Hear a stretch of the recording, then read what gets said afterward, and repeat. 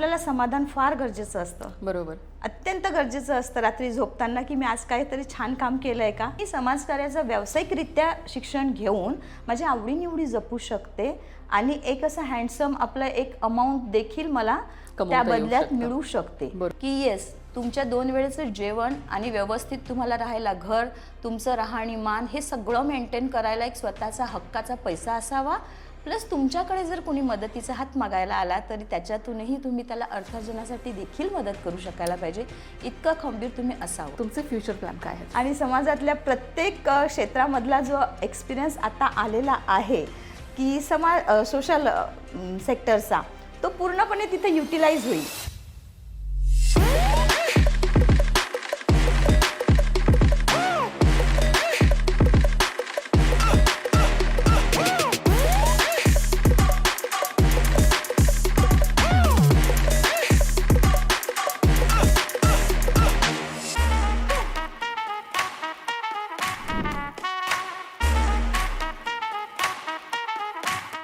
नमस्कार, मी advocate Neera Thadge, founder of Pune women's club, तुमचं सहर्ष स्वागत करत आहे पॉडकास्ट विथ नीरामध्ये.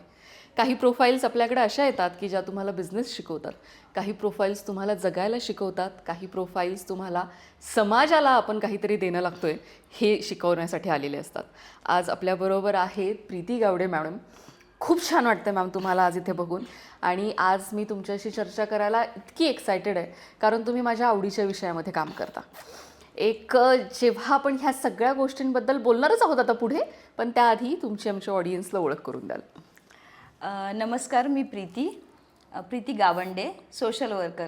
आणि खरंच जेन्युइनली मनापासून मला ही माझी ओळख खूप आवडते मॅडम, कारण त्याच क्षेत्रामध्ये मी पूर्णतः माझं शिक्षण घेतलेलं आहे. एक सर्टिफिकेट कोर्स ते मास्टर्स डिग्री मी सोशल वर्कची कंप्लीट केली आहे. आफ्टर दॅट मी व्यवस्थित त्याच्यामध्ये आजतागायत काम करते आहे.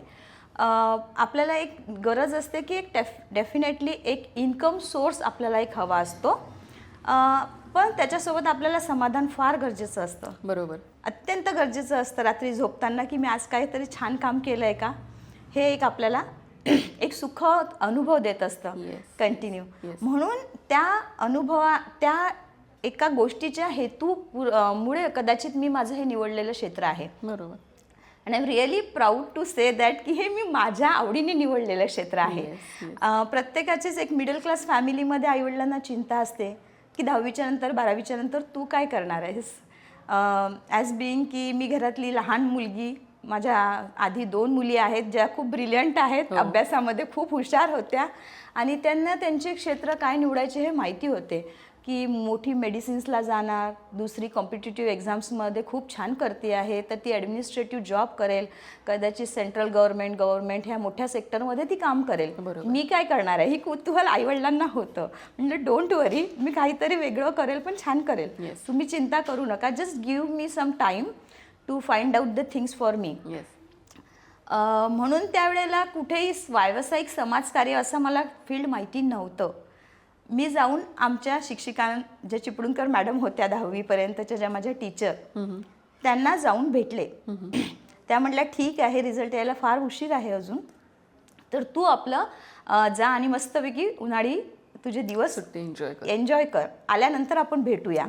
रिझल्ट आला, बाईंना भेटली. बाईंनी खरंच माझ्यासाठी खूप सारे ऑप्शन्स काढून ठेवले होते. त्यातला एक ऑप्शन होता समाजकार्य. तेव्हा मला तिथे लिंक मिळाली की मी समाजकार्याचं व्यावसायिकरित्या शिक्षण घेऊन माझ्या आवडीनिवडी जपू शकते आणि एक असं हँडसम आपलं एक अमाऊंट देखील मला त्या बदल्यात मिळू शकते. जेणेकरून कुणीही मला म्हणणार नाही की अगं तू अर्थार्जन काय करते किंवा उदरनिर्वाहासाठी काय करतो, कारण सेल्फ रिस्पेक्ट हा आपल्याला आपल्या स्वतःच्या उदरनिर्वाहातूनच मिळू शकतो. बरोबर. तेही माझं स्ट्रॉंग बिलीव्ह आहे एक की येस तुमच्या 2 वेळेचं जेवण आणि व्यवस्थित तुम्हाला राहायला घर, तुमचं राहणीमान हे सगळं मेंटेन करायला एक स्वतःचा हक्काचा पैसा असावा. प्लस तुमच्याकडे जर कोणी मदतीचा हात मागायला आला तरी त्याच्यातूनही तुम्ही त्याला अर्थार्जनासाठी देखील मदत करू शकायला पाहिजे. इतकं खंबीर तुम्ही असावं. बरोबर. ओके, खूप छान मॅम. तुम्ही ह्या क्षेत्राकडे इतक्या लवकर वळालात, त्याच्यामुळे तुम्हाला शिक्षण त्या पद्धतीनेच करता आलं. आय गेस तुम्ही सायकोलॉजीमध्ये सायकोलॉजीमध्ये मी MA केलं त्यानंतर. का तर ती त्या व्यवसायात जेव्हा काम करायला मी सुरुवात केली मुलांबरोबर, महिलांबरोबर काम करताना सुरुवात केली, तेव्हा मला असं वाटलं की खूप साऱ्या डिग्री घ्यायची गरज नाही आहे, my degree is really enough. But yes, definitely एक त्याच्यामध्ये जर का मी ॲडिशन केलं सायकोलॉजीचा, तर तो एक असा पटकन मला माणसं ओळखायला किंवा त्यांच्या मनातलं ओळखायला थोडंसं बिहेवियरल स्टडी ओळखायला हेल्प होईल, जेणेकरून मी त्याला एक नेहमीसाठी सोल्युशन नाही पण क्विक सोल्युशन्स पण त्याला देऊ शकली पाहिजे. Yes, right. 20 इयर्स झाले तुम्ही या इंडस्ट्रीमध्ये काम करत आहात. आत्तापर्यंत तुम्ही इतक्या संस्थांबरोबर काम केलेलं आहे, त्यांच्याबद्दल आम्हाला ऐकायला आवडेल. एक साधारण जसं मी बोलले की आय एम रिअली फॉर्च्युनेट की मला एक सुशिक्षित कुटुंबात जन्म झाला, एक चांगल्या फायनान्स असलेले व्यक्तिमत्व म्हणून मला माझे वडील स्वतःचे मिळाले की जे महिलांना फक्त आणि फक्त महिला किंवा मुलगी ह्या सदराखाली बघत नव्हते, तर ॲज अ ह्युमन बिईंग बघणारा तो व्यक्ती आहे. आणि I am really feel very proud for that की त्यांनीच माझ्यामध्ये ती ऊर्जा, ती दृष्टी निर्माण केली आहे की समोरचा व्यक्ती स्त्री आहे की पुरुष न बघता त्याच्याकडे एक पहिल्यांदा बघितल्या जाण्याचा आहे, तो माणूस बघण्या जाण्याचा एक आपला दृष्टिकोन असावा. Then after that you will decide whatever तो कुठल्या क्षेत्रातून येतोय, कशासाठी येतोय, काय हे नंतर आस्पेक्ट्स आहेत. परंतु आणि तो आपल्याकडे येताना त्याचा हेतू जर का मदतीचा असावा तर तो मदत आपल्याकडून झाली पाहिजे. आपल्या प्रत्येक ॲक्शन्स मागचे हेतू आपलेही क्लिअर असावे, असे मला त्या काळाला शिकवलेले वडील. हे सगळं असताना मी असाच पूर्ण हे घेऊन आली होती प्रवास पुण्यामध्ये. पुण्यामध्ये मी माझं जेव्हा संस्थांसोबत काम सुरू केलं तर फॉर्च्युनेटली मला एक इंटरनॅशनल संस्थेबरोबर काम करण्याचा संधी मिळाली की जी पुनर्वसनासाठी काम करते आहे पूर्णतः. असं नाही की 2 वर्ष किंवा 3 वर्ष, पुनर्वसन इन द सेन्स पूर्णपणे 0 वयोगटापासून ते 22व्या वर्षीपर्यंत किंवा 25व्या वर्षीपर्यंत एखाद्या व्यक्तीला मदत करणे ही एक खूप मोठं योगदान, त्याला खूप मोठ्या प्रमाणात प्लॅनिंग, खूप मोठ्या प्रमाणात फंड्स असं असावं लागतं, खूप स्ट्रॉंग प्रशासन असावं लागतं आणि सगळ्या हातांना, समाजातल्या स्ट्रॉंग हातांना घेऊन ते काम होत जा. कारण ते काम एका अनाथ मुलांना घडवण्याचं काम आहे. बरोबर. ज्यांना आपल्यासारखे प्लॅटफॉर्म्स नाही मिळालेले जीवनात, त्यांना आईवडील नाही आहेत, परंतु आपल्याला त्यांना कुठंही त्यांना आईवडील नाही हे जाणून करून न देता त्यांना घडवायचं आहे. अशा संस्थेत मला काम करण्याची संधी मिळाली अगदी सुरुवातीला माझ्या जीवनात, म्हणून कदाचित मीही आज घडू शकले स्वतःचं पर्सनॅलिटी. ओके. तिथेच मला शोभनाताई रानडे भेटल्या, तिथेच मला बरीच मोठी नावं भेटली, त्यांचे नॉलेज शेअरिंग झालं, त्यांच्यासोबत मी तयार झाले आणि तिथून माझा प्रवास सुरू झाला मॅम. तिथेच मी फॅमिली बेस्ड केअर म्हणून मुलांसोबत काम करायची आणि कम्युनिटी डेव्हलपमेंट ह्या सेगमेंटमध्येही मला टाकण्यात आलं होतं की community development is also your thing and you are really interested, go and do.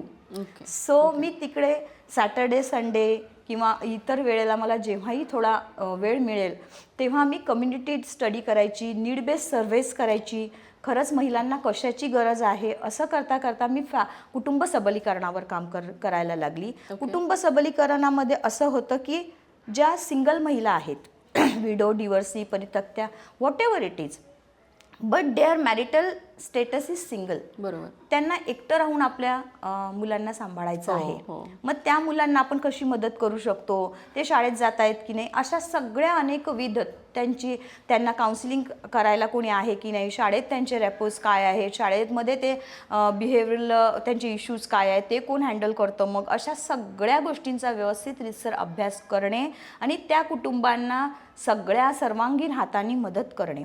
मग ते आपल्या प्लॅटफॉर्मवर रजिस्टर्ड असल्यामुळे ते आपले कुटुंब, असेच तेव्हाच्याच काळात जवळजवळ 500 ते 600 कुटुंबांचं काम मी सांभाळायची. प्लस माझा रेसिडेन्शियल 200 मुलांचा जो पूर्णपणे प्रोजेक्ट होता तिथेही काम करायची 24 तास आणि त्याच्यामुळेच माझे पेशन्स, त्याच्यामुळे माझी कपॅसिटी खूप डेव्हलप झाली.